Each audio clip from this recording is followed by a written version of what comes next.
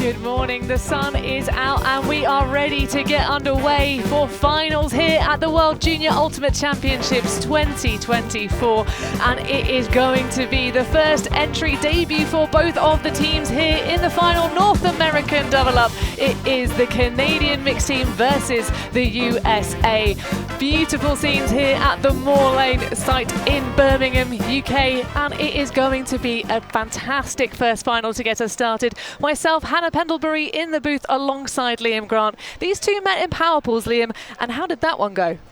Yeah, that was a 15-12, a 15-13 victory for USA. It was actually Canada took the game 13-12 at one point, and I felt like USA said, okay, we're going to step it up a gear, scored 3 on the bounce and won that matchup. But that was just more of a learning experience thing for both of these teams.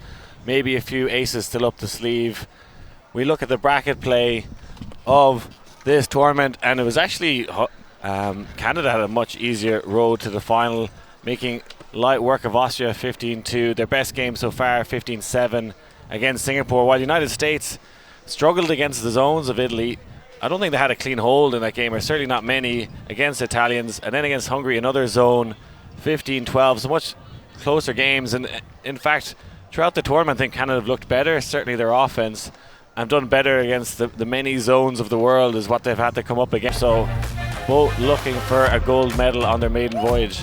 Indeed. Well, we talk about the USA dominance, of course. This really is an opportunity here for these young players to make a massive mark and impact on the programme for generations to come. And one of the players right in the middle of your shot there that's going to make a big impact on this game with her throws, it's Ella Widmeyer. Yeah, coming out of Lincoln High School now, playing with Riot in Seattle. One of many of those stalwart players that have come up through the incredible youth system that is there in Seattle. We've seen a lot of players here in all 3 USA teams coming out of that incredible community. And yeah, she's been sensational for them. Well, the number 6, of course, because she's inspired to join this on field by her teacher back in the days of none other than Sarah Griffith. But Ella Widmeyer, such a dominant athlete with a disc in hand, just breaks the mark with ease, keeps that disc flowing. We know the Canadians are mindful of the break side flow of this USA team because it's so hard to stop, and Widmeyer's a big part of starting that flow. And Kai O'Donnell has been putting this Canada team on his back. Such a big primary role for him on this team. And as you see there, 16 assists, 18 goals. Can do everything coming out of McGill University, the Blackfish man. And that combination with the likes of Ewan has been sensational for Canada. They are just so well linked together, on the same page the whole time. And he's had to do many things. We saw him yesterday against Singapore, often going deeper into the zone, looking for the hammers to him, and he'll find a way to get through any defense. He really will. I mean, a very high IQ ultimate player. Odin, of course, does some coaching back home in the summer with Elevate Ultimate, based in Vancouver, where he hails from, although currently living in Montreal for those studies, and of course playing for the Royals in the UFA back home. So no stranger to a live stream game, and it's of course fantastic to see the Canadian Ultimate programs able to get all the way up in the standings. Yesterday, the Canadians weren't able to watch their fellow country folks in their bronze medal matches, but what a result after a very difficult stage during the pandemic where we just missed so many cycles back home for the CUC. The atmosphere electric here now in Birmingham as all the fans come streaming in for this first of 3 finals. And you have to feel this is maybe the best chance of getting an upset against the USA, this Canadian mixed side. Oh, I think the French will have something to say about that comment, Liam, but it is the Canadians in white starting out on defense. And right in the center of things, another of the big pieces. Of course, Grossberg has been having himself a fantastic game.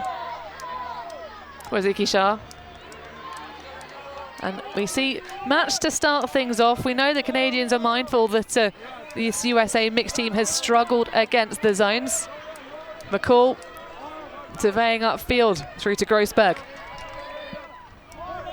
Milo Brown not available for that first initiation in towards the end zone. Just being patient. Great mark there from Norris to stop it down.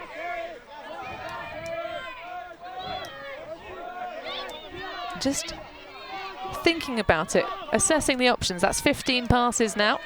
So not the fastest offensive point we've seen so far from the USA mixed team, but of course it's about putting them in when they matter. That's a ruthless break though over to McCall.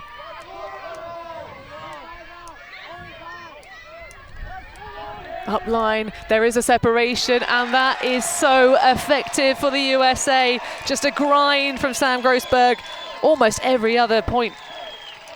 Calm, cool, collected from the USA. A nice clean hold to start this final.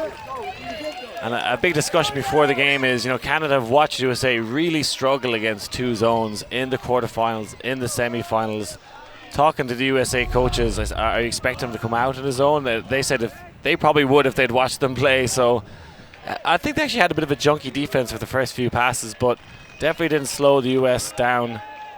I think the thing is, when you look at the likes of Italy and Hungary, they're really, really good at zone because they play it all the time. Canada haven't really been playing zone. I think this more North American match defense would probably actually suit this USA O-line. I think that's what they want to be playing against. Isolating cutters downfield.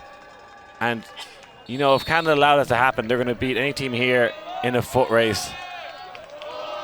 See Grossberg there. Giving and going, just attacking up the line, and that's such a dangerous weapon for this USA side. Well, a clean hold will certainly be a good moment for this USA mixed squad. It has been a turnover heavy tournament, and that one is going to be called back on the foul, immediately accepted by the mark of Audrey Selfridge. And of course we got Star Spangled Glory on the cheekbones of these USA players, and lots of eye black for the Canadians. Talk about war paint. So, the recovery. So we have high fake for Yen. Separation downfield, but just waits for the more conservative choices. Rex Ewan, such a tall athlete sitting in that back pocket. Again, reaching deep for these break throws. But that's just put out a little bit too far. No, it is not. Fantastic collection. And who else? It's Kai O'Donnell. And Kai O'Donnell gets the first clean hold and first goal for Canada, showing they can do what this USA side can do. A great matchup of frees there. Wasn't sure if that backhand was for him, but two Canadian players free going up the line there. Yeah, brilliant vision from O'Donnell to realise that, I think it was maybe Yang that went upfield. Zhang, sorry. Oh no, there it is. The throw and go initiating. That's Bria Wong. And a safe pair of hands, as always, is O'Donnell. Did well to stay in bounds on that catch. You see, wasn't sure who it was for, but O'Donnell put his name on that one. Yeah, you've got to imagine there's some claim of mine, a bit like in tennis doubles, but that's double up on our scoreboard, one apiece. All yeah, and clean. both teams talked about coming out with a big energy at the start of this match. And you see the sidelines getting very animated, bringing those chants. They want to raise the roof. Well, I tell you what, if you want to watch back the semi-final for the Canadians, a big part of that energy was Ben Jiang. And an offside call signalled by the game advisors. So that ball will be bricked. I mean, it was out of bounds anyway. Nice adjustment of the rules just to keep the game moving rather than having any repulls. You can see all the Canadian players standing deep downfield of their matchups on the cutters. Surprised to see that. Oh, I'm not. It was very much the previous matchup. Lots of these deep shots early, but Milo Brown is going to race away, but great poach off indeed. That's sitting on the back of the stack, really effective, and it's Colin Wu with the block. Yeah, that a pull play from the US. Looked like it was going to work out well, but some great help defense. A little bit of hesitation upfield now coming through. Miles Wong. So our first option opportunity for a break. Mi Julie.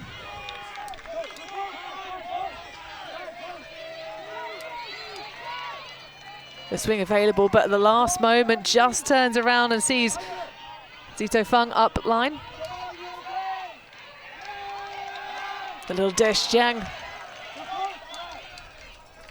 This is really great grinding from the Canadians to try and get the first break of the game. Huang. As we get the field compressed, the USA start to poach in the lanes and shut things down, but they do find Lee available.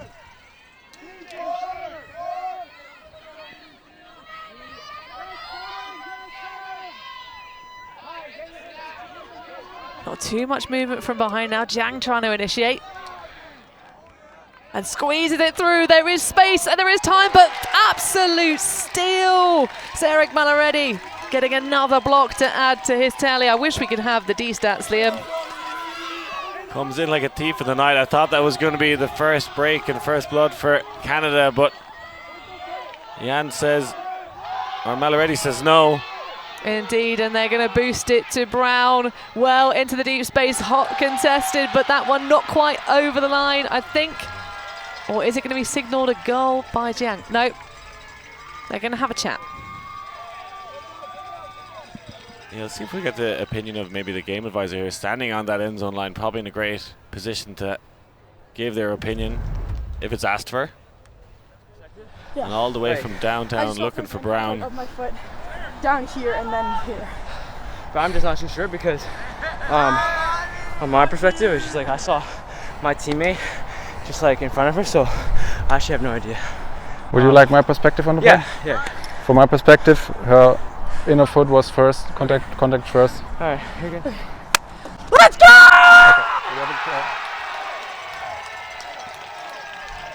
And yeah, we quite clearly watched on the replay. It looked like nodding to me, and the game advisor seeing things differently. We actually have a game advisor standing beside the monitor here. We can see them on shot now talking with one of the coaches, KP, that's Oliver Brown.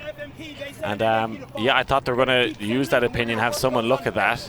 I think the only thing we're missing, so this is the first time we've got the VAGA, as we're lovingly calling them.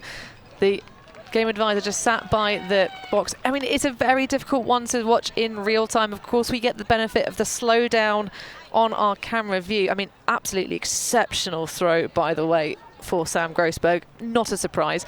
But the one thing I think we don't have yet in our tech setup is a microphone, so the VAGA can talk to the other game advisors on the field, but that's the next step, right? Yeah, and look, I don't know if that would make a huge impact in the game. With 1 yard for Brown to try and put it in, so you think the USA likely to score that one anyway. And also, it's the thing of the nature of the sport. I mean, majority of the time, we don't have the camera views. Plenty of these athletes will have started and had, you know, maybe 80% of their playing careers not under the bright lights on our live stream, and bright lights including some Birmingham sunshine. UX Ewan pops that forward to O'Donnell. Big scoop backhand break. Love that lateral movement and all the way out. The speed of Brielle Wong is absolutely phenomenal. She just races away from her matchup. Vivian Hakimi, but the spoil in the end zone, a little bit too hasty. That's twice we've seen two Canadian players cutting to the same space and causing a little confusion. In the first point, O'Donnell's able to rescue that one. But I think just a little confusion about who this pass was to. You can see them, O'Donnell pulling out of it. Well, a great bid from Emily Zhang. But the USA an opportunity of their own to break now.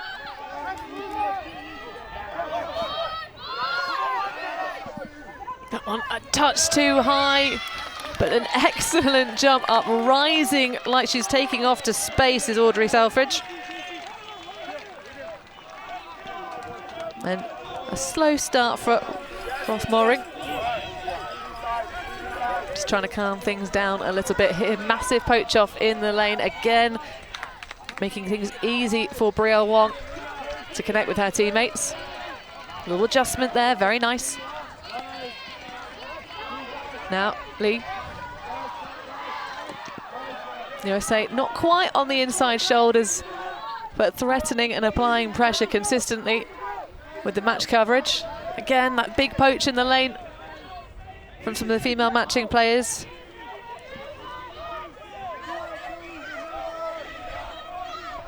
USA offering a freebie for the centre handler pocket. Trying to tempt the Canadians into just throwing so many passes. Now back to O'Donnell. Wong going for the Duke across the front, and a massive ripper layout score for Brielle Wong. She was everywhere at that point. Wong with a flash of inspiration, incredible for Canada. And we saw Singapore do something similar where they poached off the Canadian female matching players, thinking that, hey, look at the stat sheet. Let's be honest, some of the Canada male matching players are leading the stat sheet. Singapore tried to punish that, but the Canadian women have been so good at doing the opposite, punishing them, and very happy to take over the Canadian female players if the poachers are there, and going every other pass here. Well, you take your matchups, right, and at this level, with the amount of coaching that we've got going on, there is going to be a lot of assignments given. So I love the fact that the Canadians actually just run through the players so frequently that is given that poach off. And of course, to just name check all of our coaches, for the Canadians, we've got head coach Edward Guo, assistant coaches Vicky Shimoda and Elliot Wong, and of course head coach for the USA, Martin Aguilera, alongside KP Ken Porter and Claire Revere. Yeah, but Wong doing a fantastic job there of taking over when she was the poached player, and I think both teams have had so much opportunity to watch the other team play. They have all the video footage, they've played against each other, so trying to look for kinks in the armour. Well, the set play just holstered by an excellent mark. Retberg unable to sneak the disc away to the exceptional cut that Riziki Shah was trying to open up with Maya.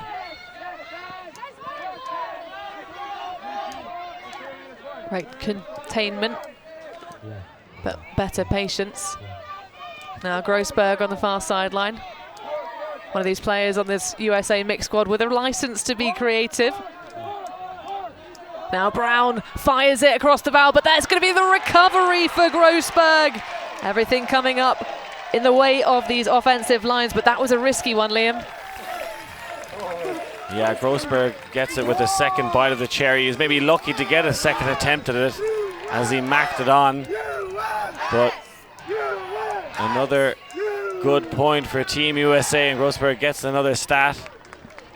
And I'm surprised Canada not really trying his own. Again, having watched USA struggle so much against zones in this bracket play, I just don't think that's something they've maybe really practiced. They don't have a particularly good zone, but well, it's also the thing of trying to play tight in the early stages. We might see a zone in the second half as the game starts to develop. You see there is a little bit of movement and moment there for the deeper Canadian female matching athlete to try and get the seconds just to make sure that one didn't work.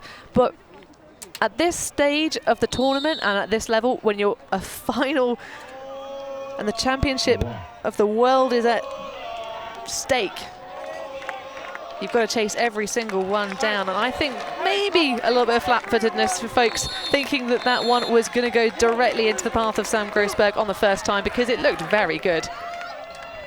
But it ain't caught till it's caught, ain't down till it's down. You've got to give every moment of these World Championships. So it's the USA bringing out the first zone of the game. A mark, flat three. A wall of athletes. You can see O'Donnell sitting over the pocket like he did against the Singaporeans. And they find him with relative ease. There's no options afterwards. Got Emily Zhang just expanding the field, keeping the deep busy. Ewan to McCulloch. Oh, fakes the scuba. We're going to see a couple of those, I'm sure, if we get much more zone played in this match. Mooring. High one. There's the upside down. Love it. And it's kind of a 3-person wall here from the USA with a male matching player in the force and 3 female matching players kind of in a wall behind them. I like that move. The female matching players for the USA are extraordinarily agile and have had exceptional reflexes. Although O'Donnell sitting behind that back pocket does allow there to be a bit of a mark out from the wings. But the Canadians getting a little bit too cheeky there. That one, not the great shot selection from Mooring, and capitalised upon by Will Basden.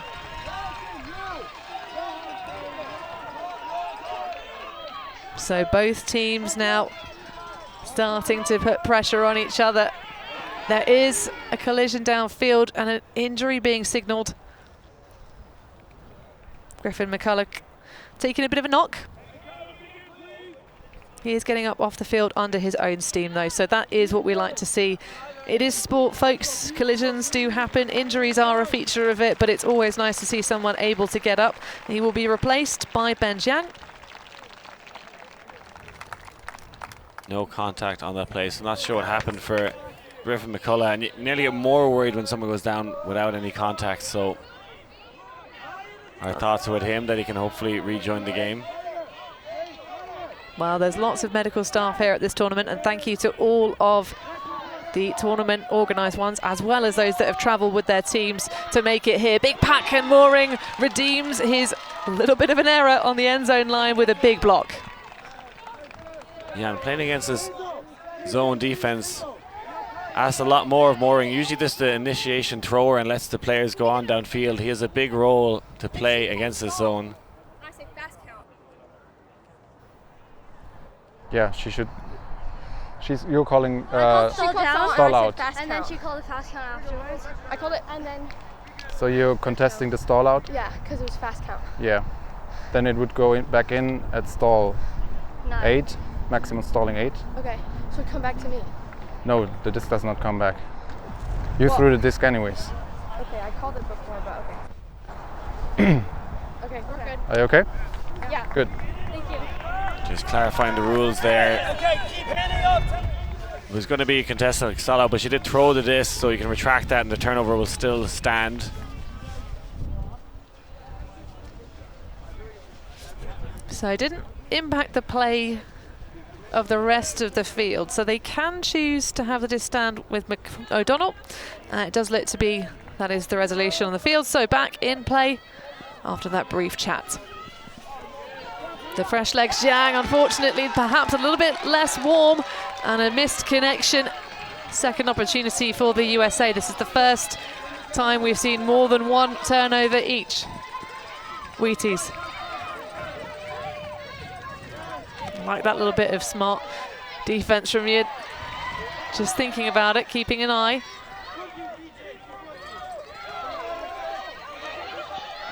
Norris, oh, that one, difficult execution. Almost like he was trying to go for the backhand around, then changed his mind. So the USA zone able to set up quite deep, but that's a nice little pocket found for Emily Jiang. But it's going to go over the top. Oh my goodness, well, we're getting all the errors in this point, Liam. Yeah, most of them being unforced as well there. Twice Canada get through the zone and turn over on the easier pass. Friedman, big around backhand. Canadians have done a really good job of stopping those initial break throws. Certainly not seen too much flow, but now it's starting to occur. Big ball into the end zone. Mooring just about manages it, and a little roll of Oliver there, one of the media photographers. Always put yourself in a bit of a risky spot. Another break opportunity goes a-begging for the USA. Not sure about that shot selection. And a timeout is being called. Just give them a chance to settle themselves, maybe reset the mode and get back into cherishing the disc, which they weren't there, and particularly rushing too much when they get past the zone here, Canada.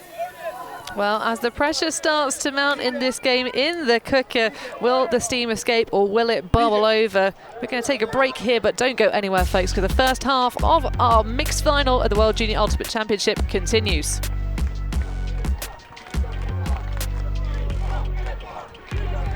For the first time in 8 years, the WFDF World Ultimate Championships are here.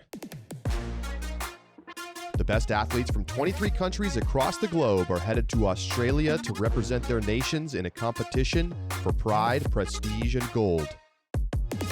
Ultiworld is bringing you exclusive coverage of Worlds from the Gold Coast. See who is truly the best in the world. It all starts August 31st.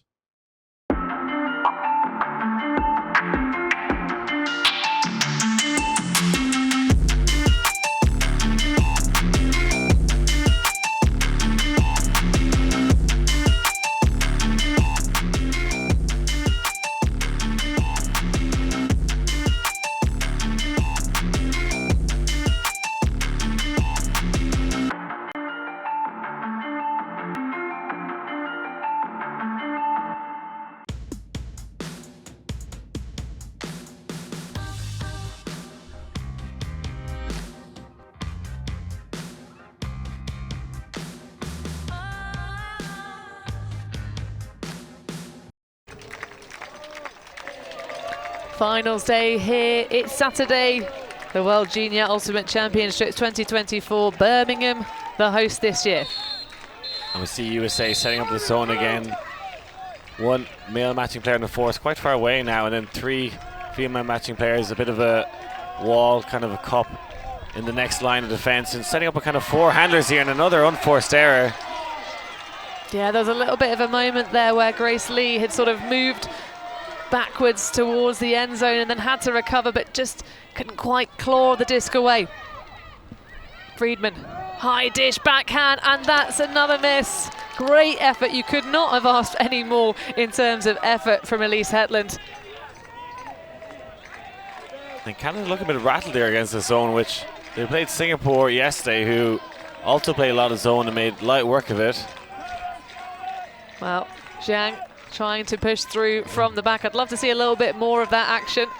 There is plenty of space, though, to throw through, because the positioning of the Canadian off-handler side is very nice. Good and aggressive, sort of in the position to gain yards.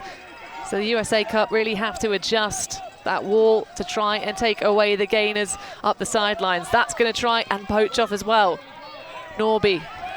A little bit of intelligence there. That's going to be taken away, though. Fantastic work. Well, we saw him sit in that pocket. Luke Norby with the block. Just a glitch in the matrix here from Canada, struggling to string easy passes together. Well, the same can be said, though, for the USA when they get to the end zone. They've had so many opportunities in this point. How many more do they need to get our first break of the game? Friedman. Oh, well, that is going to be an exciting battle. O'Donnell underneath it, and again, fair fight between those two. Kyla Wheaties coming up a little bit short. Yeah, not the shot again from USA. They've had a few shots at the end zone here, and I don't think any of them are on, and certainly not the right matchup going against O'Donnell there, who's been a tyrant in the air here in Birmingham. And can Canada settle the ship now? They've looked shaky for the first time all week. Yeah, well, happy to play in their own territory. Just need to try and connect downfield. Oh, that is silky smooth. Love that to O'Donnell. So once you get past that first set of defense, things do become a little bit easier, and if you can just hold your nerve, which is so key, of course, for this Canadian side, being really challenged here. But the North Americans, of course, and any of these junior teams, really, it's not always the longest time for the cycle to develop. In fact, the USA coaches were telling us they only taught how they wanted their team to play zone offense earlier on in this week, but that is a miss for Rothmoring. And our second timeout for this singular point. Luke Norby this time saying, I'd like to chat to my coaches, please. Let's clean this up. Yeah, who are these teams? This doesn't look like Canada USA. This isn't the two teams we saw in the first 5 points of the game play such clean, beautiful, ultimate.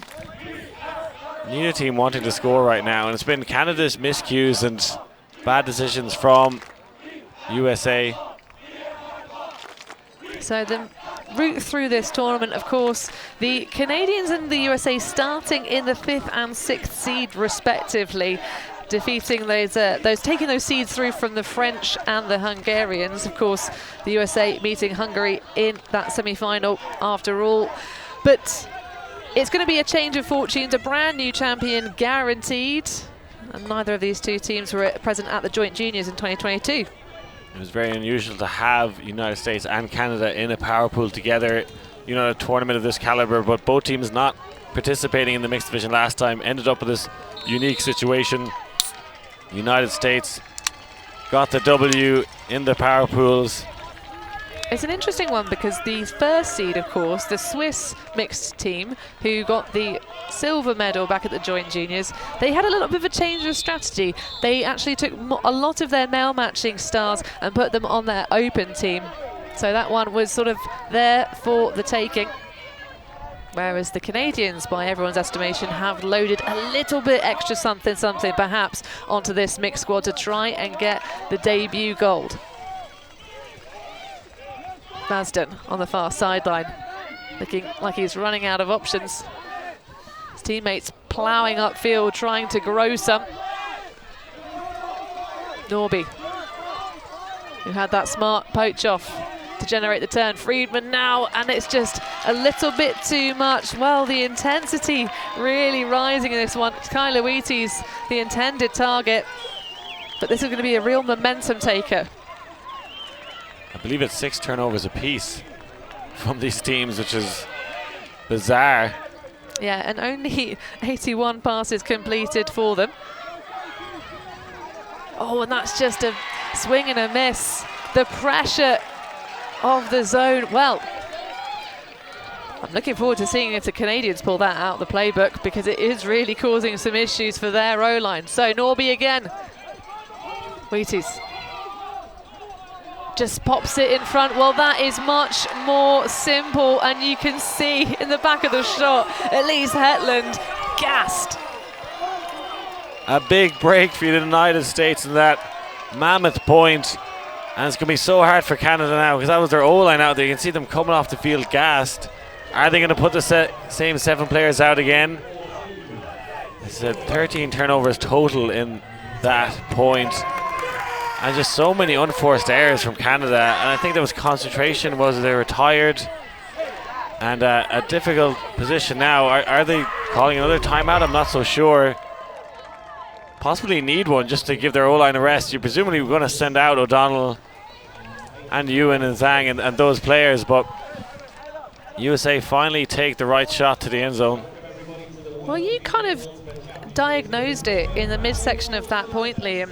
The Canadians really doing the difficult things well and then fluffing it on the easy stuff. But I think that's, of course, we talk about the USA effect, that kind of mentality of it's, you know, and there's so much pressure coming into this. It's the first final for these two nations in the mixed division, of course, our second iteration since ever.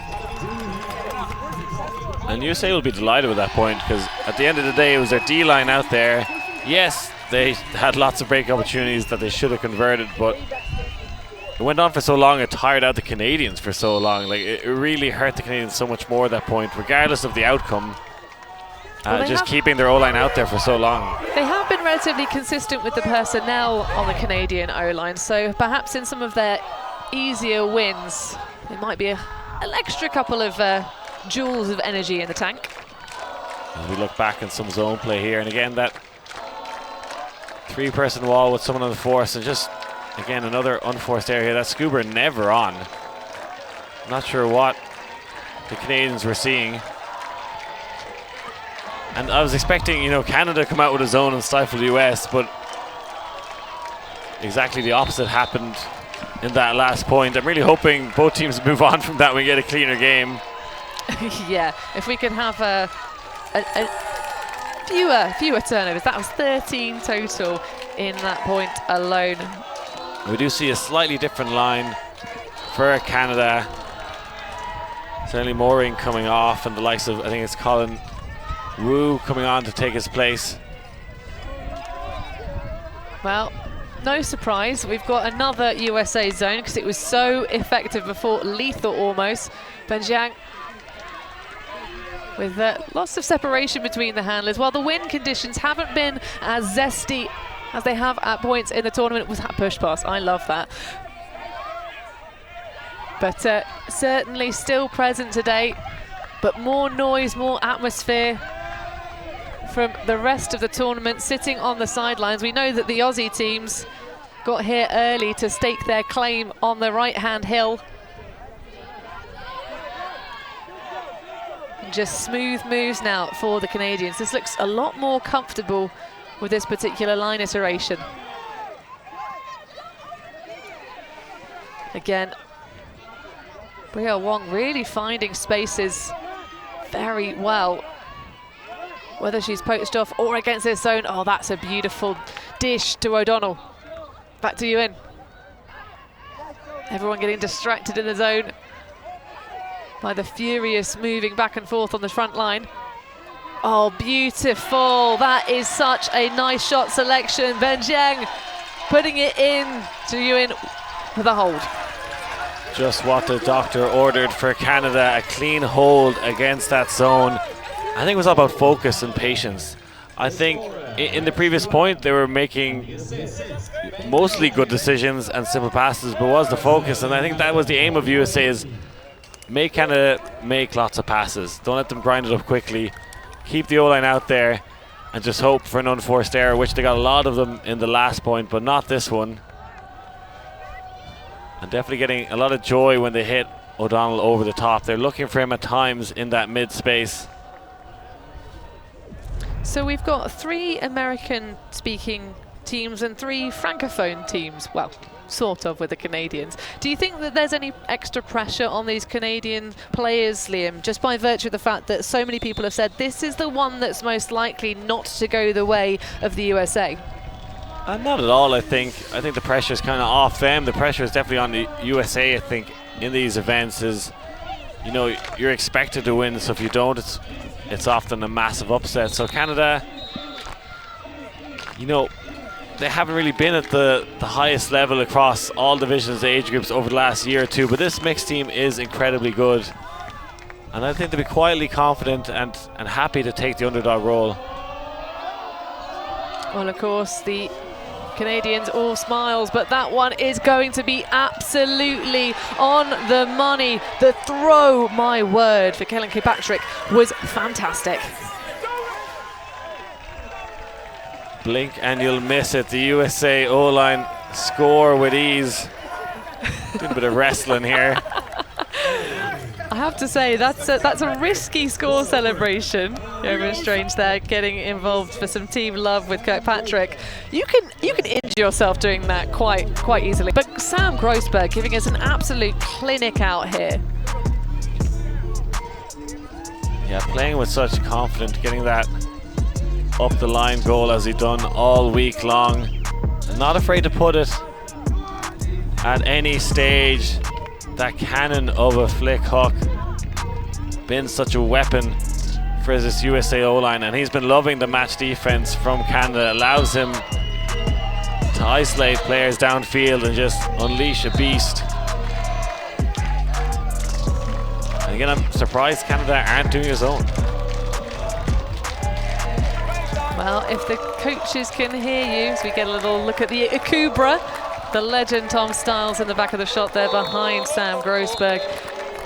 Maybe we might see that later stages in the game to try and grind a win back, because of course at the moment it's the Americans up 1 break. Love the fact that when you actually look up Sam Grossberg online, the top result is Sam Grossberg made a statement at the HSNI, which I think really is true of this tournament as well. He is making a statement championship, and a pull on the line. Just posts it to try and slow down the initiation of the Canadian offense. So we can have another point for the defense, but this time no zone. So you see a rudimentary upline layout for Mijuli. Huge effort, and that is clean as a whistle. Chris Low-Freeze with the block. Taking flight, Low-Freeze, and looked like O'Donnell hesitated a bit on that cut or came a bit late, and Low-Freeze capitalizes. Well, pocketing the zone is a smart move here. You played it for 2 points and really ground your opponents. First time it's a break, the second time it's a possession of 25 passes. Basden looking upfield, but just changing that rhythm can really make a difference. A switch off from the Canadians, and that is going to be called the foul. Elise Hetland did have possession, it looked like. Yeah, maybe could have done a better job of avoiding contact there, the Canadian player. That it was a block opportunity.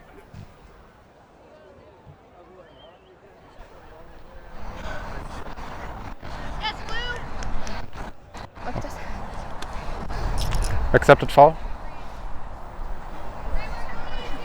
Thankfully doesn't take much discussion on that one. Did look like a foul to me.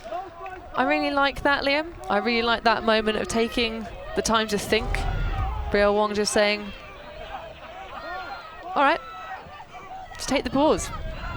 So the USA continue with possession. The Canadians really trying to play out of their seat defense here.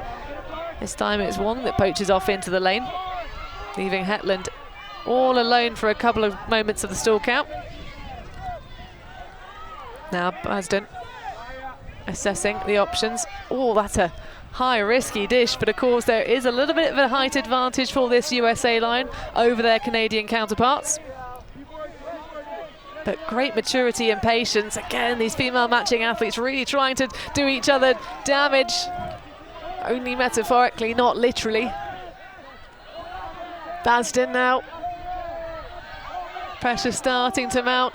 Can't prevent the break around. There is a call in the stack. I think that's a pick McDonald calling, because he was nowhere. It's not the hand signal for a pick. McDonald gesticulating something with his foot, but it did look like a pick to me. Oh, it's a foul. It's usually a pick in that scenario.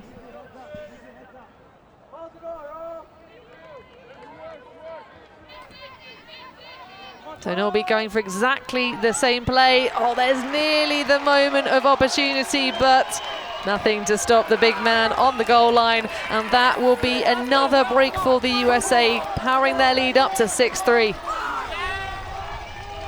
And again, isolating Norby at the front there, and allowing that whole break side channel for him to attack. And not even O'Donnell can shut him down. And we saw from that drone shot just how much space there was on the break side.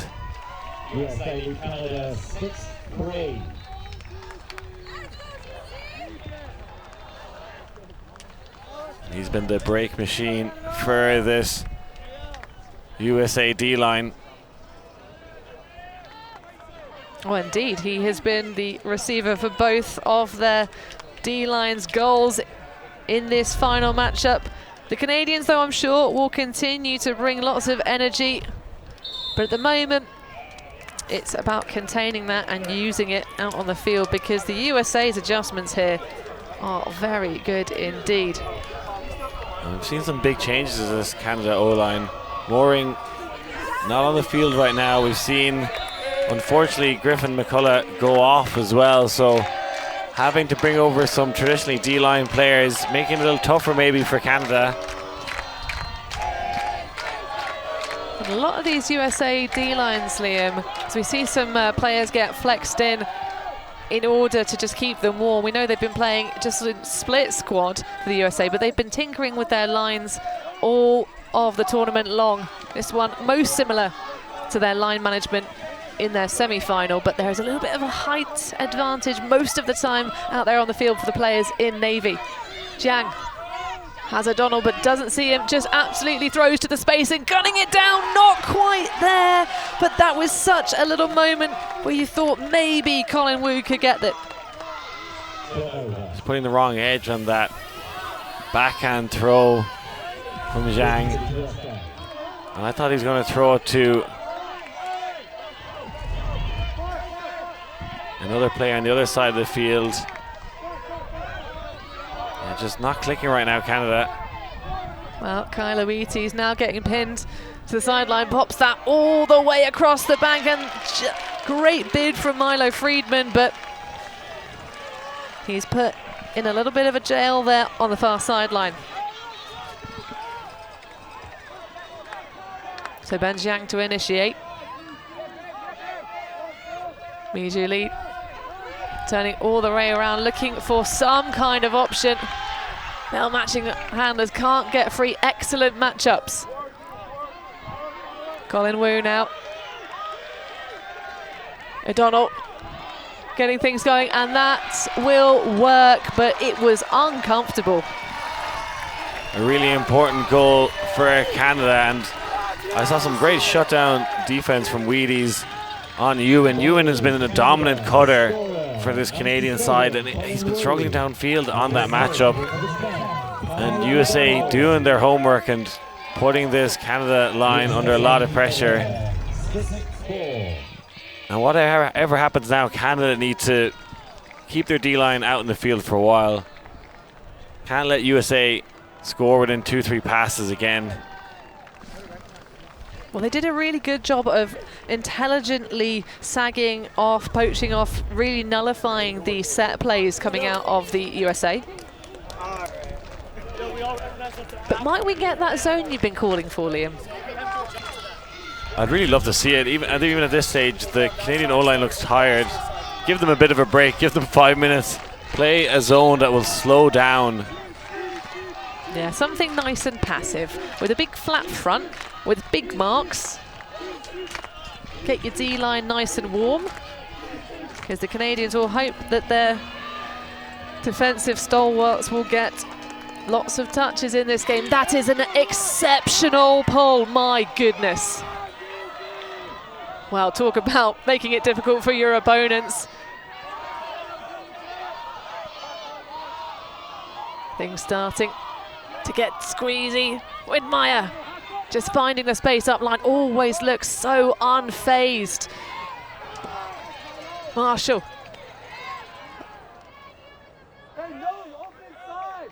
Pick called on Brown. It will go back. Stephen McCall on that far side.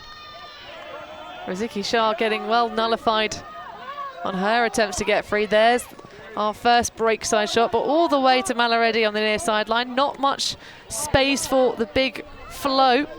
It's a little handoff of assignments. Grossberg.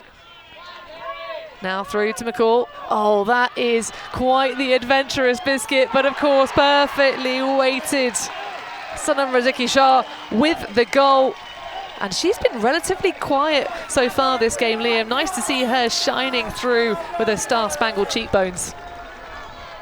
Another superb offensive hold for USA. Riziki Shah scored the winning goal against Canada earlier on this tournament. She'd love to do the same today, and she's been a dynamo for this USA side, particularly scoring goals like that, running down those deep shots, a very safe pair of hands. Well, she'll be taking one of the most intense matchups that the Canadians can throw at her. This time it was Jaylee Ma, but very, very well performed in terms of those defensive plays, because of course this is the first time we're really seeing her shine as the sun punctures through the clouds.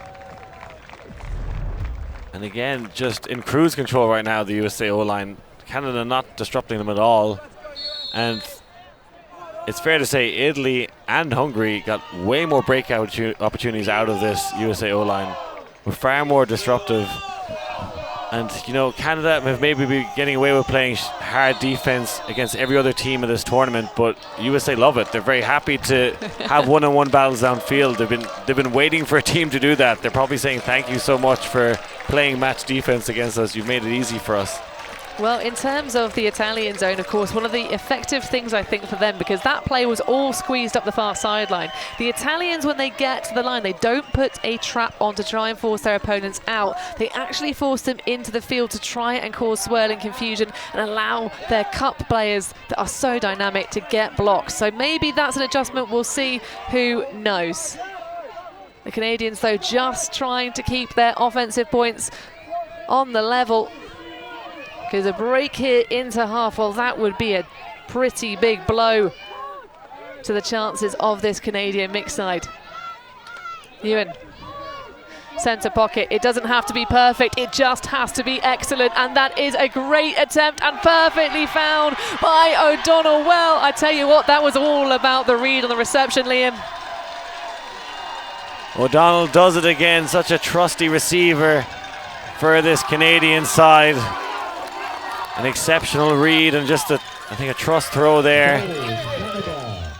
Don't know how much to be able to rely on that, particularly with the freeze there. Such a big defensive presence for this USA side, but maybe just the flight of the disc arcing away from the freeze, couldn't get his hands on it.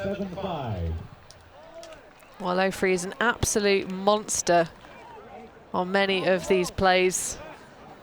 Hailing, of course, from Chapel Hill, the Triangle Triforce. And he's got everything in terms of what makes a great defender. Fantastic recipe. If you were cooking one up, sort of a la, well, I'm going to show my age here, the Powerpuff Girls, you know, the sugar, spice, everything. Nice. You see they have LaFreeze on O'Donnell on some points, and also you've seen Strange take them. And I think that's part of the strategy as well, is keep switching a fresh pair of legs on O'Donnell and try and grind him down, but does so well to score that one. You can see him trying to get his teammates pumped up. I feel like they have a little more energy now, Team Canada, scoring 2 kind of quicker points on offense. Well, a very solid pull from Weather Up, but the USA players weirdly signalling offsides, but there was no offside signal by the game advisor at the other end. Bit of a bizarre one, but Brown with a little bit of slowdown, double cutting for Widmeyer and Grossberg.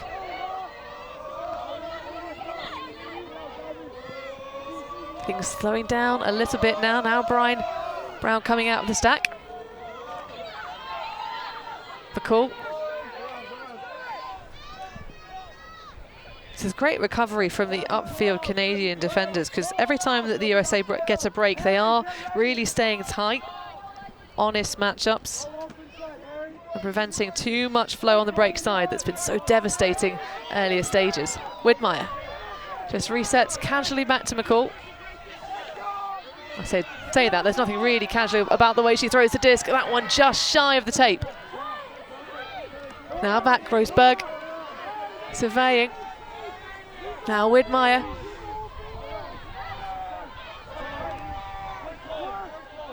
Just following their throws through. A little bit of a double cut towards the end zone.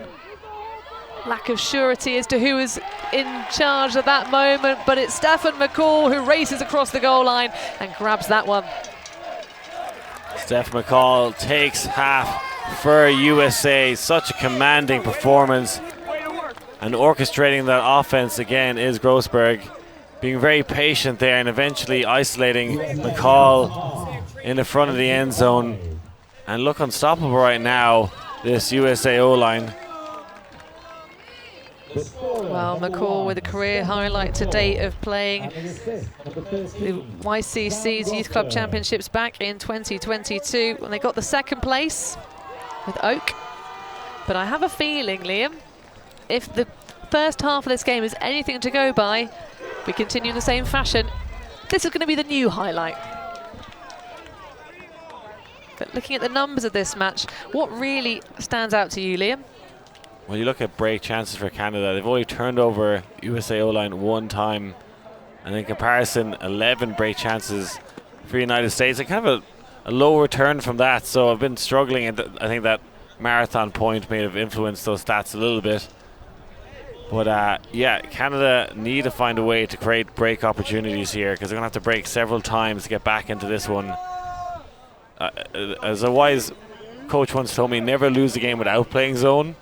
Never mind this USA team who's clearly struggled against it. I'm still baffled that they haven't brought out something like that. United States looks like they're having a lot of fun out there. The O-line look so happy. They can run their set plays. They can isolate players downfield. Grossberg can put on the Grossberg show. You know, it's going perfectly for them. The Canadian fans, you see there, not a whole lot to cheer about in that first half. They got a few good offensive holes, but that's not going to be enough to win you a final. Indeed, it is not. Well, at the moment, the USA have made the correct adjustments to change their fortunes, of course, from that earlier pool play round. We've got a sideline interview with one of the USA coaches. Pleasure to have you alongside us, Claire Revere. So, in terms of the games coming into this final matchup, Claire, you had quite a high turnover tally, which was something you were looking at trying to clean up. At the moment, we had that marathon point, but you are 9 total turnovers, 6 of them just in that defensive break. How have you been changing the name of this game and really going out clean here and executing? I mean, we're happy with the defensive pressure that we're bringing. So although we weren't able to punch in those holds very cleanly, or sorry, not the holds, but the breaks cleanly, we think that if we're able to keep that pressure up and give ourselves the opportunities, that the breaks will come. And in terms of cleaning it up, we just need to be more patient, make sure we're hitting people in the chest. Claire, are you surprised that Canada haven't really thrown a zone at you yet? I think I see a lot of the USA O-line players maybe enjoying these one-on-one matchups, or maybe delighted to have them. Is that something that surprised you? Yeah, I mean, given our quarter and semifinals matchups, we definitely were prepared to see a zone from Canada as well. But from our previous matchup with them, there was a lot of match defense. So we're happy to be playing, offense against match. Yeah, and you've had some great break opportunities. I think some good tactics made in terms of trying to shut down the likes of Ewan and O'Donnell. What adjustments have you made to maybe stop those quick, deep shots from Canada, particularly with their male matching players? Yeah, we're able to throw some of our FMPs out into the lanes and kind of compress the space to offer a little bit of help and junk up the lanes, and then just having our matchups prepared for those individuals before the game. So for the second half, Claire, are we going to see a flex of the zone, or are you going to stick with the same format you're using at the moment? We'll keep changing it up, but kind of our bread and butter is match defense, and you'll see a lot of that, I think, in the second half as well. Well, we're looking forward to the selections that you make on those matchups, because they've been fantastic to watch so far. Thank you so much for your time, Claire, and good luck for the second half. Thank you. Well, the USA coaches all smiles at the moment. They are well in the lead in this one. 2 breaks up, including that absolute grinder with the 30.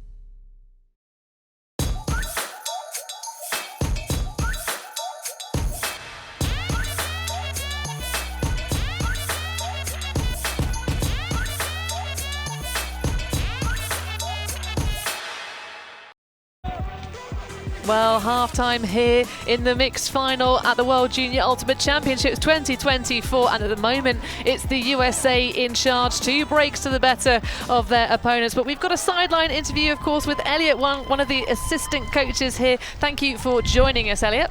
Thank you for having me. It's a pleasure. Elliot, I was going to bet my house on you playing a zone in this game after watching the USA in the quarters and semi-finals kind of struggle against the zone. We haven't really seen that from the Canada D-line. Is that something you maybe bring out in the second half, or is that you just prefer playing match defense? Yeah, absolutely. So I think certainly seeing Hungary and Italy and the success of their zone that they had, definitely strategic adjustment we might make. I will say that we've definitely practiced a lot of match defense, so it's something we are more comfortable with. But this is certainly a very strong USA team, and we need to make whatever strategic adjustments we do to make them uncomfortable at least. Well, talking about zones the other direction, your O-line has executed 134 passes against the USA zone in terms of the only 65 the other side is required for their points. In terms of just the mental strategy, what are you saying to your players to try and keep them calm and cool? Yeah, so actually we did a lot of film review certainly yesterday, and we did see this, I don't know, I call it a Pommy zone or what do you want. It is an interesting one certainly in this wind, and they have some new players, certainly Luke Norby, one of those big mids, coming in and changing things up. So ultimately I think we talked about no zone is perfect. There are certainly holes, and if they're butting in on certain spots, hopefully we can attack some of those spaces. But we've been fairly good against most zones all tournament. This one certainly we've struggled a bit with, but I do have a strong belief, and I think our O-line has a strong belief that we'll be able to hopefully make the adjustments and handle it. Well, thank you so much for your insight, Elliot. We'll get back to the live play. Good luck for this second half. Your team currently racing away downfield. Of course, thank you very much. So match coverage chosen to start this second half. Of course, 8-5 feels pretty nasty, but the USA only those 2 breaks up. So Canadians still within touching distance. Just popping this one on would feel good. Give them that little bit of extra conciliatory feels. O'Donnell trying to direct traffic.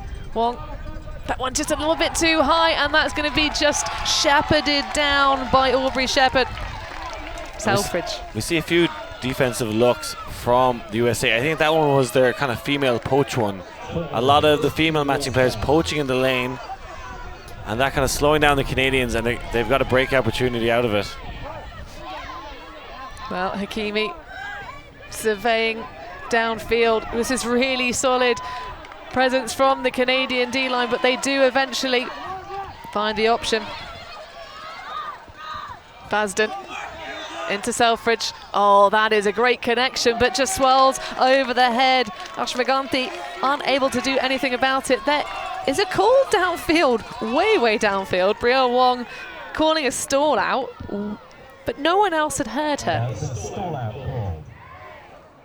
Interesting to see what happens now, because she's the only one that seemingly stopped playing. I still think the argument is there that it didn't affect the play, even though there's probably 3 or 4 passes continued. Well, they'll have the discussion because, of course, if this is accepted, which I'm not sure it will be, but if it is, that is completely different in terms of the field position.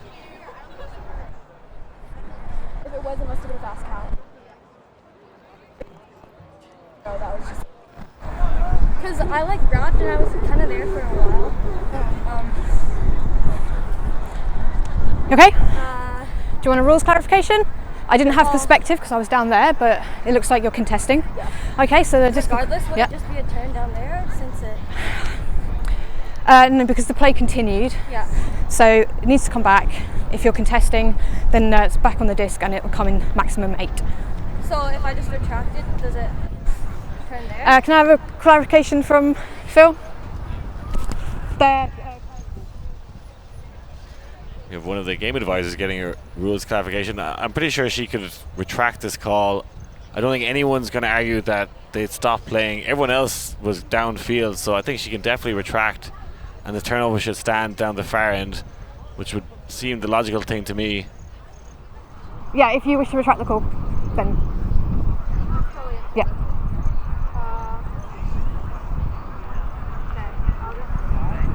No call then? Okay. Stall out, been retracted. So what's the next?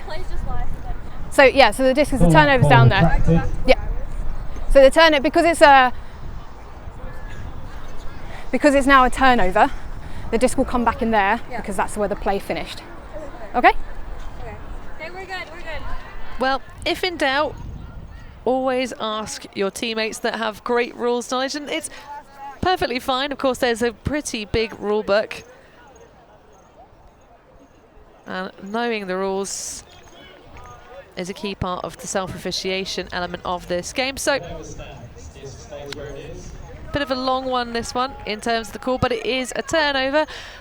And Liam Grant feeling very vindicated, of course, because maybe we need to put you in a green shirt and get you down on the field, Liam, get involved in these calls and just be like, no, it's turnover over there. They can't afford me in the game advisor position. I have to talk to my agent about that one. Yeah, we got to the right resolution. Took far too long. I don't know why. And it does interrupt the momentum sort of thing for the Canadians. It is quite chilly this morning. But of course, the pressure of this game now, this moment, the Canadians really just need to hold their nerve. Lashing that one across, but it's just a little bit quirky. Not sure if there was any contact on that one as it came through, but either way, not the channel he wanted to hit for O'Donnell. Yeah, Ewan kicked the grass in frustration after that. Probably needs to throw it up in the air, and O'Donnell would have had that one, but came out a little too low. That's what you get when you have to step out really far around the mark, though. If you can kind of release the disc in a more normative space that you're used to for your biomechanics, and that one looks very normal indeed, but very difficult to track down, and this smacking arm. Ross Mooring says, no thank you, we'll have the disc back, please. Yeah, the American player, Selfridge, getting separation there, but something you see a lot of mixed. If you're going to have one of those female matching deep receivers go deep, you need to give them a bit more room, isolate them a bit more. Too easy for the Canadians to poach off and help that one. I love the way that you see O'Donnell making space there for his teammate. Realises that the timing isn't quite on, clears out strong. Zhang. You can see one poaching lane a lot of the time for the USA with their female matching players. And that a dangerous bid. Yeah, that was not pleasant to watch. And it would be a big loss. The energy alone that Ben Zhang brings to the Team Canada sideline. I've already seen Griffin McCullough seemingly get injured, and he hasn't come back into this game, so they can't really afford to lose another player and just... Yeah, that one, I think Neil Zhang just getting a little bit too excitable there. Didn't really have a great line towards the disc. Does have to go through Zhang. We'll take a break though here, folks, as the medical team attend to Zhang. And hopefully he'll be able to recover and get back into this game. The USA in lead, but the Canadians with possession. For the first time in 8 years, the WFDF World Ultimate Championships are here. The best athletes from 23 countries across the globe are headed to Australia to represent their nations in a competition for pride, prestige, and gold. Ultiworld is bringing you exclusive coverage of Worlds from the Gold Coast. Well, I'm very pleased to report that Ben Zhang has, as we went to break, just popped out from the undergrowth like a beautiful spring flower. And accepted foul, of course. Really, really pleased. I think just that initial shock of the contact. And I'm sure he'll be running on adrenaline through. And any bruises, of course, would be consolidated by a nice medal at the end of all of this. But which colour can it be? Mooring reaching around, great agility again. We're getting a real display from Brio Rong. And you can see the USA have chosen not to sag off of her at this point after the last time that strategy was used. Zhang. Through to Zhang. Oh, that's a lovely leading backhand and a spike on the end of it. Of course, Brio Wong getting emphatic, but looking serious business. The Canadians buzzing there, happy to get on the score sheet, but good defense from the USA, particularly that poach in the lane. Quite often, at least one of the Canadian female players poached, and that's what they have to do, Canada. When there's poaches on the female matching side, hit them in the end zone if you can, and they do just that. Well, I think the person with the softer mark, if you could say it, well, no mark really, was Emily Zhang in that point. Just sitting in that back pocket. The Canadians doing a good job of really allowing that poached off handler to sit in the lane. It's been a lot of female matching love in the lane for Vivian Hakimi. Of course, a fantastically agile player. Be interesting to see who the USA might choose to change that up with. Perhaps one of their female matching athletes that's got a big old wingspan to really block that lane. But of course, if you put someone that's really agile, a little bit like the middle of a zone, Liam, as the lane poach, a lot of times teams will come unstuck because they'll believe that they can throw it past them, and they can't. Looking the way that Canada are lining up here, I wouldn't be surprised to see a zone, just the way they moved across the line there. Well, and that is an exceptional pull. Brilliant work from Harry Norris. And a zone, Liam, we're finally seeing it. It's happening.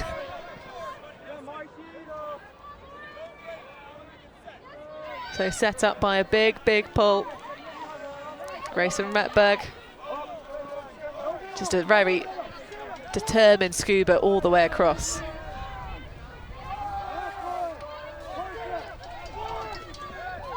I mean, lesser coaches will say don't throw upside down throws in the breeze, but the USA have such high technical skill. And talking to the USA coaches before this game, I asked them about their zone offense, and they said, well, they haven't really had time to practice it, but they did actually talk quite a lot about it the last day or two. And they talked about how they probably get the least amount of time of any national team together, so Zone O wasn't really a priority, but quickly became one as the tournament moved on, and they're doing much better here. Indeed, you can give players a playbook. Oh, that's a really great grab for Rizuki Shah, and immediately dishes into the end zone for Milo Brown. And a much better Zone O point from USA than we've seen from them for most of the week. I think it's also a case of Canada don't traditionally play that zone defense. They talked about it before, that I don't think their zone was as good as what we saw from the likes of Italy and Hungary. But I do think USA has spent a lot of time talking about how to approach this, and definitely spread the field very well. A bit more of those give-go passes when they get through the zone. And no hesitation hitting Brown.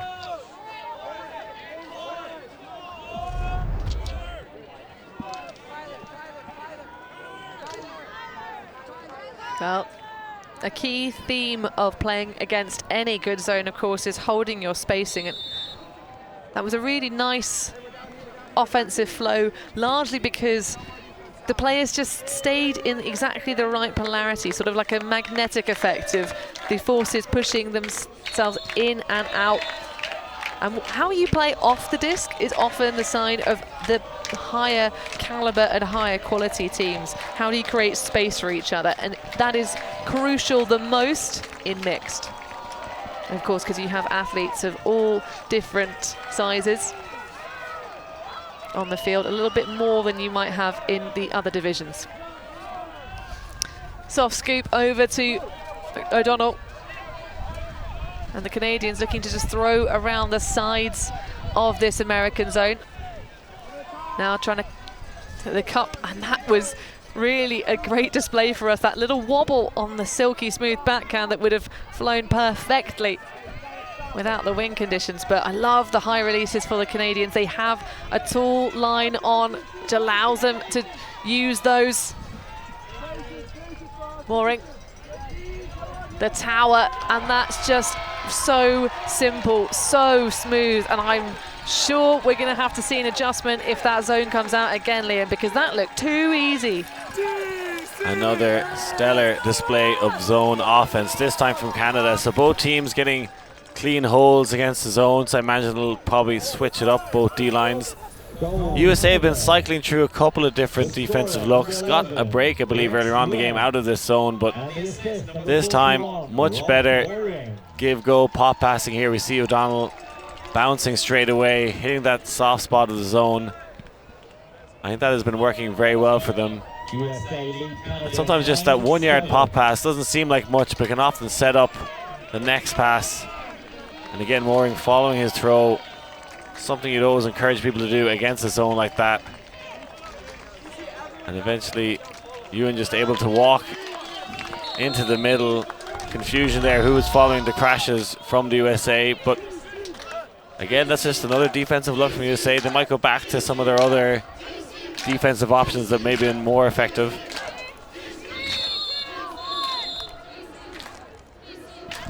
I see Rex Ewan there crossing over, and O'Donnell, so there's a power line here from Canada. Oh yes, before your opponents get to double digits, you want to at least snag one of those breaks off. They've only had the one opportunity so far, has the Canadian Z-line. Oh, that is a big old play. Grossberg taking a big old hit. I think just getting his foot trapped. So, just checking if we've got a foul call on that one. I think yes, Liam. Yeah, that was a foul, and I was worried for a second Grossberg, but quickly got up and did a bit of an Irish jig and is shaking it off and ready to play again. Oh, the intensity really rising. Another foul. It was a difficult disc to catch.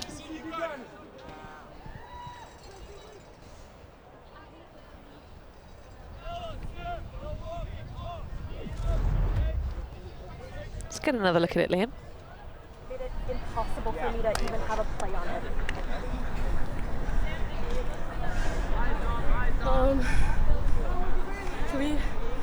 Okay, so what's the call? You're just calling a foul? I'm calling a foul Yeah. because I think that while we did go for it at the same time, the way that she came into my arm when the bid happened made it impossible for me to have a play on it before like the disc even came near us. Okay, so what I saw was a direct line. You came directly. You didn't cut in front of you, but she did take a direct line. And then I saw that you had, it depends whether you had control of it, because there was a lot of a fumble by the time you're calling the foul. So it's up to you. I think, yeah, so from my perspective, I think it's a legitimate call to be a foul. Okay. Yeah. So you think? Because I think that you took a straight line, but you also knocked her on the way through. So it's up to you. Like, obviously, my decision isn't binding. Okay, we just contest. We can contest. Yeah, we can contest. Okay. On two. Looked very clean to me, actually, particularly on that drone shot. Did show that maybe the Canadian player had a line, but it's up to the players on the field to decide, and they seemed happy to contest. Well, there's no priority in the cutting lanes. It is, you know, both players' responsibility to avoid contact, and I think both having to make the adjustment there, so a contested foul seems a fair outcome. In terms of the fact that they just can't agree. You can see the USA inflatable eagle behind the stands there on the far side. To get a battle of those with the French's coq sportif. That's inspired the USA sidelines to grab themselves the eagle to wear. Widmeyer. Oh, that is such a lethal break side flow of passes. McCall in the end zone. That was all started with a big backhand break from Widmeyer. Yeah, and I was loving that O'Donnell-Grossberg matchup in the latter end of that point, and did very little to slow Grossberg down, and that was a power line from Canada. Possibly should have had a block in there. I think if we were in USAU rules, for sure that would have been a turnover and a block for Canada. I think, in my opinion, it should have been a turn anyway, but it's up to the players' side. And there was definitely contact, and I think there was a fair debate there. Well, it's how these things work out, but I mean, in terms of that final scoring possession for the USA, Liam, that was just gilt-edged. The quick swinging of Grossberg, and we saw O'Donnell on him, and I think O'Donnell was putting a lot of pressure on him downfield, but maybe as the handler marker just not able to stop the break passes. And they've been so good at that continuation flow. And Stephen McCall has been there to finish off many points for the United States. And the crowd cheering for Canada here. They're definitely the underdogs in this matchup and left themselves a bit of a mountain to climb. Well, out of bounds, Paul. course, you see just underneath of that one that went out. I think that's a couple of the Canadian Open boys team who had their fortunes reversed from the Joint Junior Championships in 2022. It was 4th spot for the Canadian Open side, and then of course they had a resurgence against the Italians to flip the script on last time's results. Contact from Low Freese on the shoulder of O'Donnell, but no call needs to be made because he just absolutely nerved his way through that one. Ewan. Oh, that's such an amazing backhand. The way that sailed into the breeze and the kick spike of O'Donnell to just signature it. Again, we see that Ewan O'Donnell connection combining for another great score for Canada. Exceptional offense. USA female players trying to poach again, but couldn't interfere with that combination.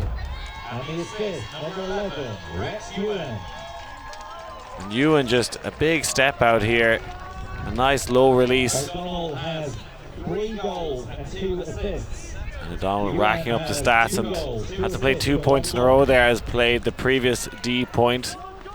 See how often he's going to do that. Makes it a little easier for them when they get quick offensive holds. That gives them the opportunity to maybe cross over players because they're not exhausted after a long point. Absolutely, Liam, and it has been a resurgence for the Canadian O-line. It's been a real battle. Of course, they had that huge point with the 13 turnovers in the first half where it went in the favour of the USA. But just 4 passes required to punch that one in, so smooth moves for TC as they try and get their players on the sideline involved in this game. The noise and the energy here in finals day, of course, that extra step up. So the USA facing up against the Canadian match defense. Silky smooth throw to Milo Brown. Hetland through. Oh, that little adjustment required for Stefan McCall, and well, call and answer. Can Grossberg respond? He does, and Roofs give that man a hammer and a couple of roof slates.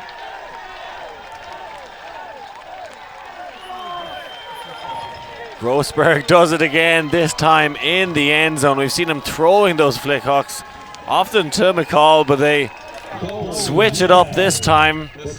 Possibly being pushed deep this time, Grossberg, and he can do it all. An exceptional throw from McCall. I haven't seen that from him all tournament long. He's been keeping that one stashed in his locker, but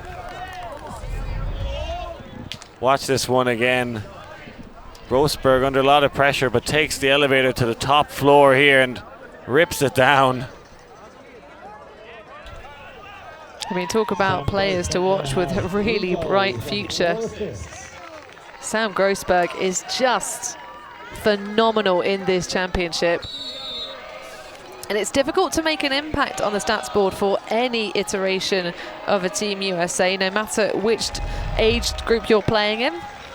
And we see Coach Claire Revere there. She actually lost a World Junior Ultimate Championships back in 2012. That was when the Colombian women's won, so she lost the USA women at the Junior Championships. So this is a bit of a revenge tour for her. Probably had the tough task of coming up against the Cardenas twins, who were 14 at the time. That was in Dublin back in 2012. Then actually won a world gold medal at the under 24 championships in the mixed division under Coach Martin. So a lot of experience at the junior levels and able to impart some wisdom. Still an incredible player, Claire Revere. I've got the coach right here. Her name is Claire Revere, but that will be a play to be revered for sure. No, not quite. It looks so great, Liam. Yeah, I like the option in Canada trying to score fast and often hooking to O'Donnell. That Ewan O'Donnell combination has been so successful for them, but Ewan has missed 1 or 2 now. I think it's tiredness. Well, also it is difficult because, I mean, you saw Hakimi put her arms up in that lane poach just thinking, oh my goodness, that might actually hit me. So that extra little obstacle perhaps squeezing and putting more pressure on the deep throws. But that, of course, key part of this USA strategy on defense is a big pick off the back. O'Donnell. And we see a lot of switching here from the Canadian women this time. The kind of 3 players almost playing in a triangle, somebody deep, somebody breaks the other, and that's why we have such a blown coverage here. Definitely disrupting downfield, but USA being patient and finding the poached player. Ganti just posting that one back.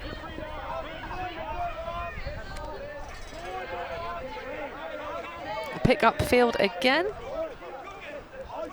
This time play will pause in the hands of Vivian Hakimi. Now dishing back. USA biding their time. Luke Norby now coming back underneath after trying to escape free. Of course, taking that matchup from fellow tall athlete Ross Mooring. Now Selfridge on the far line.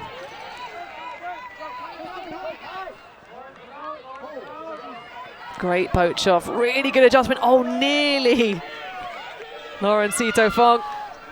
But this opens up the opportunity downfield, a little bit of distraction and nearly the spill, but what a fantastic play to keep the position alive.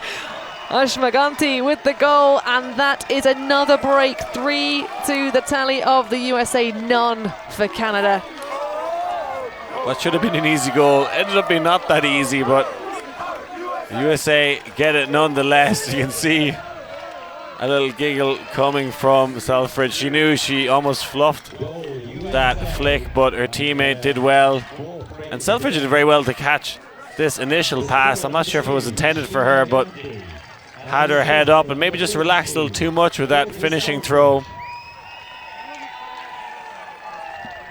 This final pass, not the greatest flick you're ever going to see, but gets the job done. Almost a touch there, I think, from Lee.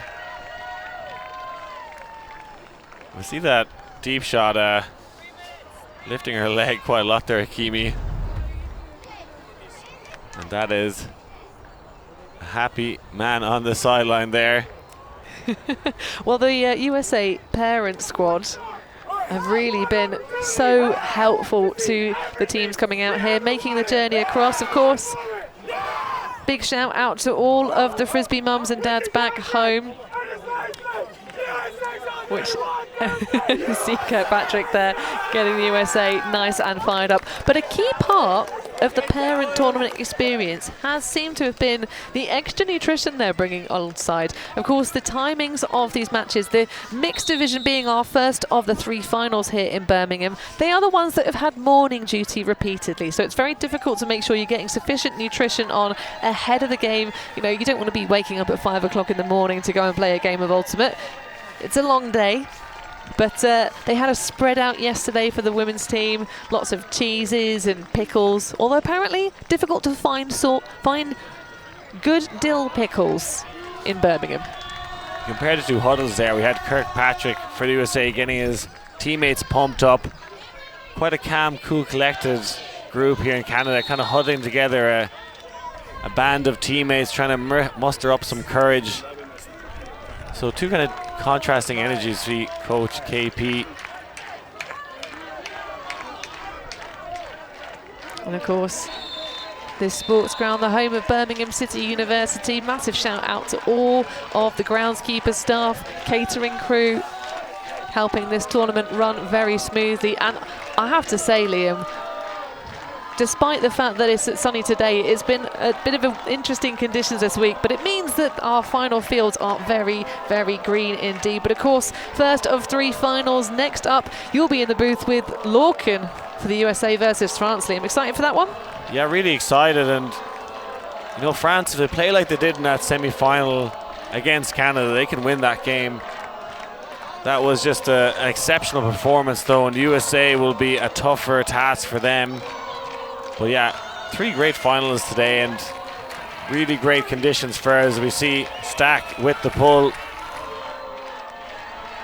And it's going to go just out of bounds on the far sideline. Of course, we had, yes, 12 p.m., 12 midday local time here in the UK for that second final. And the third one will be at 2:30. So again, we see a poach deep off one of the female matching players from the US. Big one. Oh, that is a huge grab for O'Donnell. Working the top shelf. That was incredible grab. Now Norris with the flame colour hair. The Canadians really just igniting their male matching players in that point. Going to work. O'Donnell finding his groove in that point. And you know, it's been in the male matching players a story of Grossberg and O'Donnell.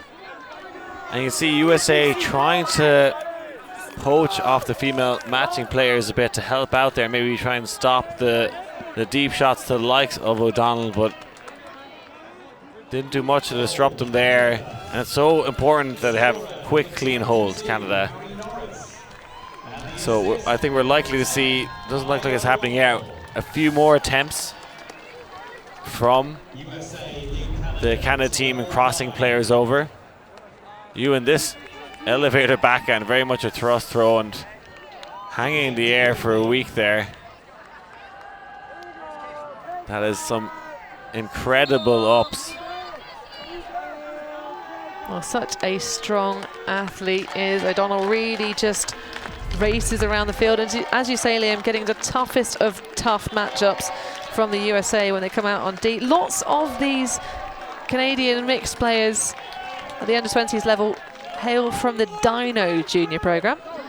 But can they create their first in a long dynasty here for a mixed gold? Oh, a drop for Brown. Well, they will be fired up to get that one back, but off to the races goes Jaylee Ma. Trying to tempt the deep shot. Big old poach off in the lane. This time it's Elise Hetland taking that job. Just to say, all right, then if you want to throw deep, you're going to have to throw around two of our defenders. But all equal match at the moment. Jiang has Norris underneath.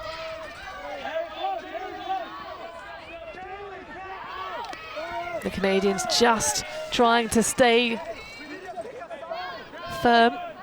This is a massive moment in the game for Canada. Can they get a break here? I think they really need to. Had so few break opportunities all game long. Need to savor this moment, cherish the disc, find a way. Well, and if you're a USA fan, it's all about trying to find a way over the shoulders to sneak through. Another pick call. I think possibly Grossberg got a bit tied up in the throwing pair. So back in. Colin Wu. It's been really impactful for Canada. He goes off towards the end zone, but it's a poach off. No players really, everyone just watching that one and getting excited, not keeping their matchups active, and the US have it back.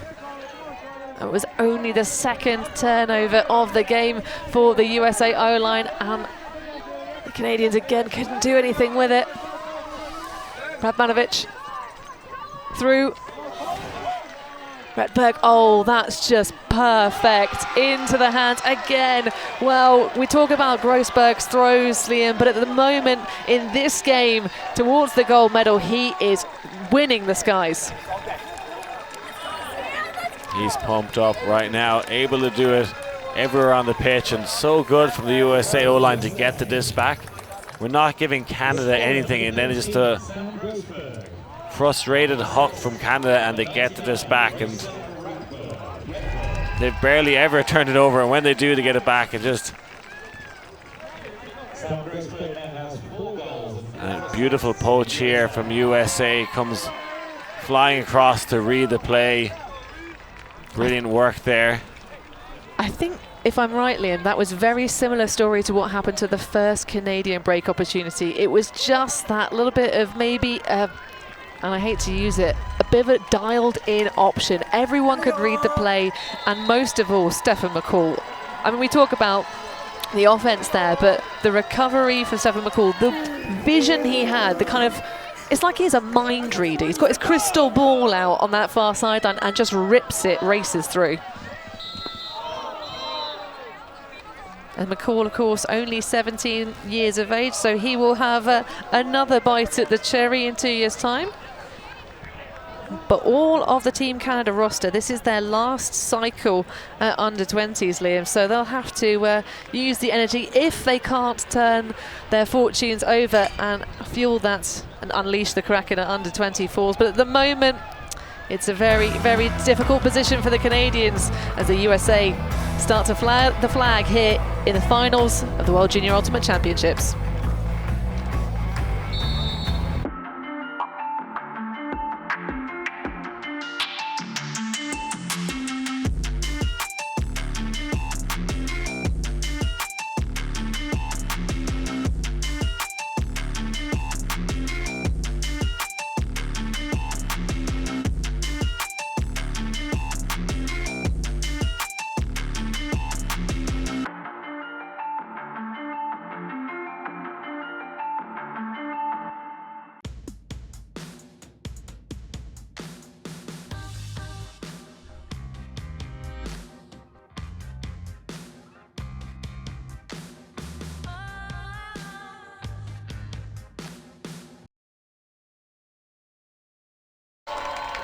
Well, it is a do-or-die situation for the Canadian Ultimate team, the first of their mixed division here at the World Junior Ultimate Championships level. Of course, this, not quite the debut, but the second time we've had a fully fleshed mixed set of teams fighting out on the fields here in Birmingham for this championship. Brielle Wong, one of the key players of this match for Canada, out there. Norris now through to Ewan. Grinding towards the sideline, but again exposing the poach off. Zhang in the backfield. O'Donnell, this time back to the battle with Low Freeze. And just turning around at the last minute, delivering the reset option. Of course, the USA will be very, very happy to have O'Donnell sat in the back pocket. Not able to make an impact upfield, but Zhang now asking her teammates to clear out of the space in front of the disc and get behind. Oh, that's just going to require a massive effort, and that is one of the catches of the tournament. Wow, the reactions, the turnaround. Kai O'Donnell. Someone turn the sprinklers on, because Kai O'Donnell is on fire right now. Had to readjust to make that sensational catch and keeping his team alive here in the final. 4 goals, 3 assists. Well, that is why they want to try and push him into only the handler space. Wowee.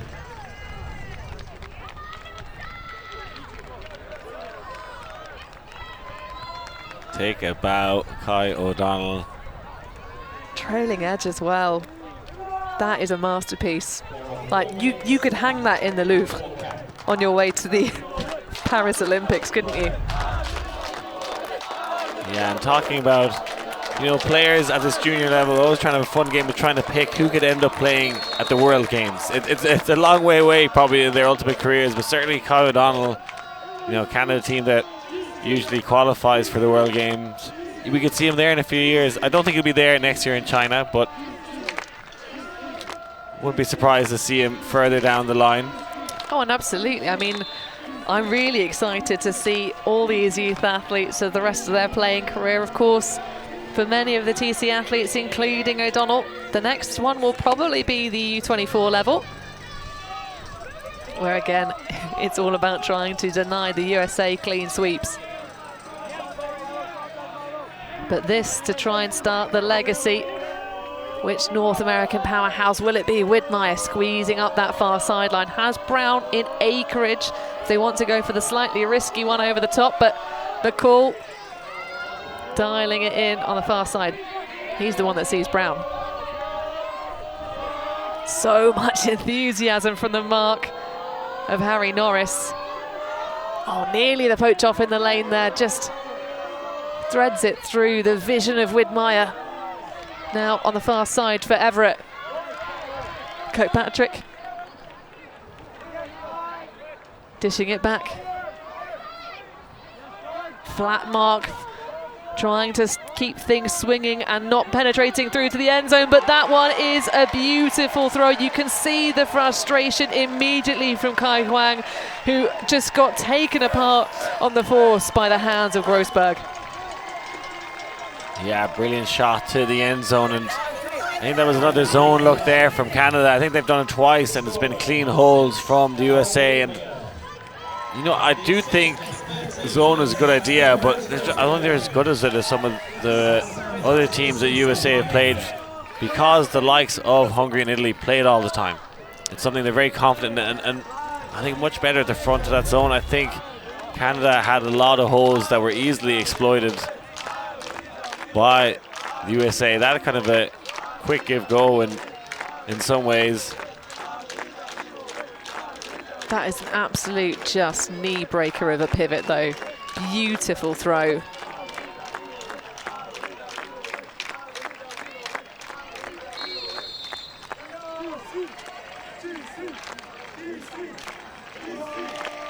And Grossberg just catching the Canadians napping there, and you can never take your eyes off Ella Widmeyer.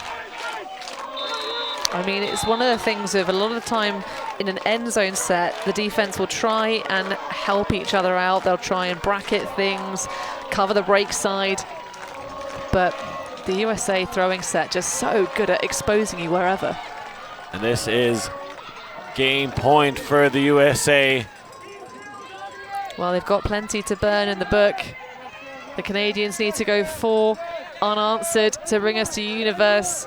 And what a story that would be in this wonderful tournament. Zhang. Be lovely to see her get involved in some of these big ripper backhands. This looks like a USA O-line. I'm seeing Grossberg out there, I'm seeing Widmeyer, I'm seeing Brown. Maybe a power line, but it's Norris off towards the end zone, and that will keep the game alive for at least one more. The Canadians hold on. 14-11 right now. It's about the management of these lines, Liam. You talked us through the fact that the USA had pulled a couple of offensive handlers onto that D-line. Do we just see the top 7? I think it was entirely the USA O-line, as far as I could tell at that point. It seems bizarre to me, being at 14-10, putting your O-line out there trying to break to finish it there. But Harry Norris had other plans. Gets big in the air. As you see, that was number 1 he's competing with, Stephen McCall. Yeah, almost entirely a USA O-line out there. Yeah, you don't often see that when you know you're going to have probably 3 or 4 O opportunities. And that was Grossberg who tried to get the block in the lane. Norris, brilliant acrobatic skills to land that one in the end zone. Well, it is a theme of the tournament so far in the earlier mixed division games we've seen on the live stream, is Sam Grossberg getting up and getting blocks.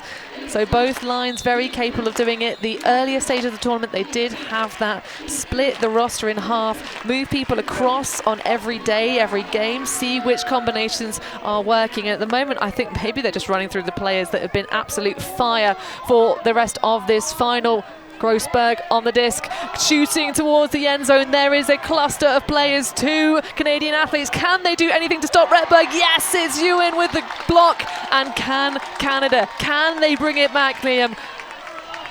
This is an exciting moment. This shot, I'm not sure if it was on from Grossberg. Ending up in a Canadian sandwich here. Redberg, small bit of contact there. No call made. Well, Banjiang, that one just too low, squeezes away, and an easy goal line opportunity here for the US. Now for Canada to play the red zone stand of their careers so far. Grossberg over to Widmeyer. Every time the USA have turned it on offense, they've had the opportunity to bring it back. And that's just going to be an easy one to the open side. McCall answers and finishes the game. The USA take their first gold in the mixed division in history at the under-20s level. McCall scores for gold, the first gold medal for USA at this World Junior Championships. First ever in the mixed division for them in their debut outing. Sensational performance. McCall once again a tyrant in the end zone, able to get free on that open side. It's been such a weapon for them. An outstanding performance. Only turned their disc over I think 3 times, USA O-line. Canada unable to break on any opportunity. And a well-earned victory for USA. Yeah, I mean, we talk about the turnovers and cleaning things up in this final game, the refinement, the polish that the USA applied. Of the total 13 turnovers for the USA, 6 of them were in that absolute backbreaker of a point for their D-line. They had 1 turnover in the second half of their D-line and just 3 for the O-line across the game. Well, for an under-20s championship win, Liam, that is an absolutely scandalous performance. And McCall, one of the real big impact players. Look out for him on the fields in years to come. Yeah, what stands out there is 0 breaks from Canada, 3 break chances.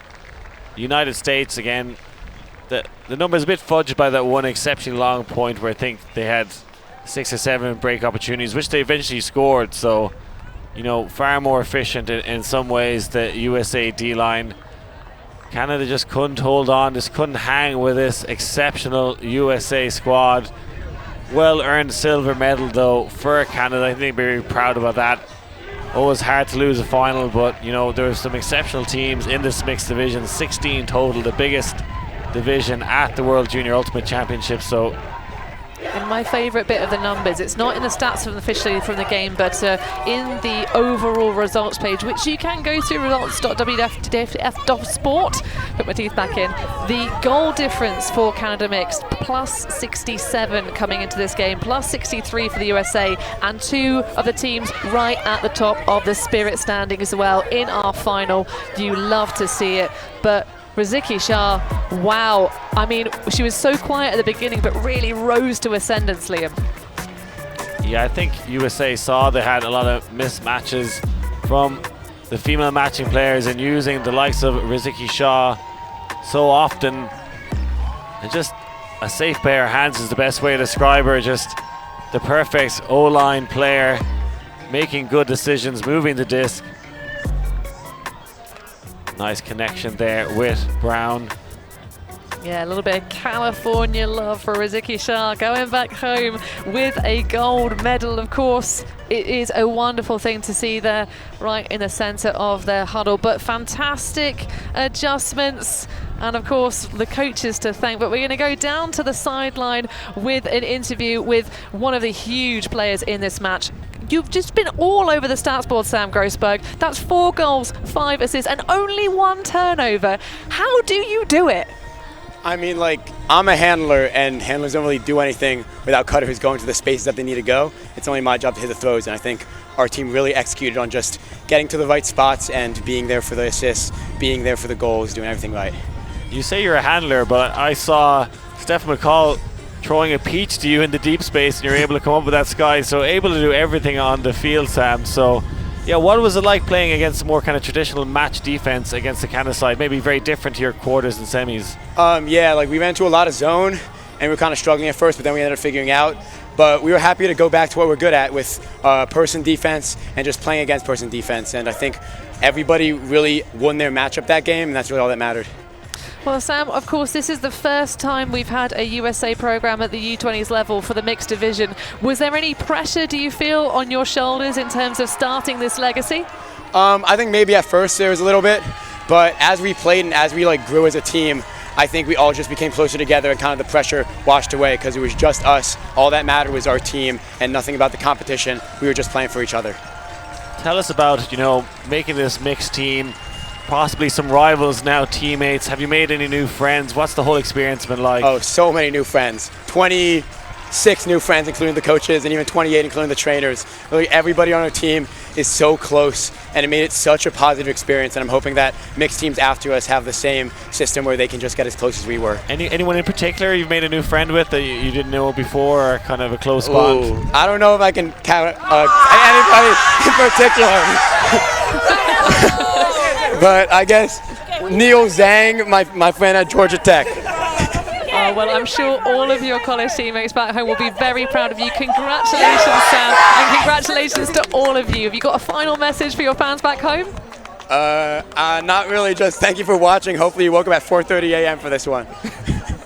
Well, I'm sure it's been worthwhile getting out of bed for. Well, congratulations, Sam. Enjoy your first World Championship win in the mixed division here. Thank you so much. Well, the USA all smiles, not deciding to unleash the water bottles over the shoulders of Sam Grossberg, but that was quite the polished performance from the USA mixed side. In the end, it was just so clear that they had the touch of extra refinement, Liam. Yeah, sensational performance from the USA. As Grossberg said, won their matchups individually, and that won them the game. O'Donnell did his best to hold on, but they could not stop Grossberg.